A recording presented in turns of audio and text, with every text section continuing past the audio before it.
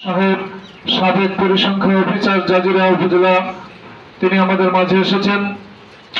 আরো আমি মোবারকবাদ জানাই অত্র মাদ্রাসার সম্মানিত পরিচালক মহোদয় জনাব আলহাজ হাফিজ দলিল উদ্দিন মামাকে, যিনি অত্যন্ত কঠোর পরিশ্রম করে জীবনের 48টি বছর পাইনপাড়া মাঝিকান্দি হাফিজিয়া মাদ্রাসা প্রতিষ্ঠা করে হাজারো ছাত্র তিনি কোরআনের ধারক বাহক বানিয়েছেন।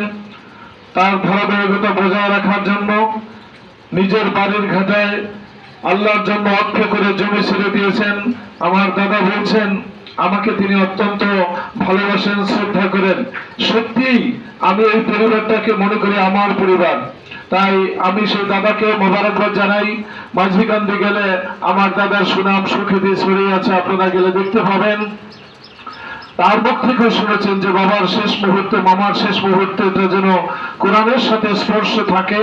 এই জন্য আমার মামা আলহাজ দলিল উদ্দিন মামা, তিনি বর্তমানে আপনারা সকলে জানেন যে 1% জমির দাম এই বিকেনগরে এখানে 10 লক্ষ টাকার উপরে আছে, তারপরে জমি পাচ্ছে না। এত টাকা পয়সা বিসর্জন দিয়ে এই বেহেশতের বাগান মাদ্রাসা, নবীজি বলেছেন মাদ্রাসাতি বাইতি ওয়া মসজিদু বাইতুল্লাহ, মাদ্রাসা হলো আমার নবীর ঘর।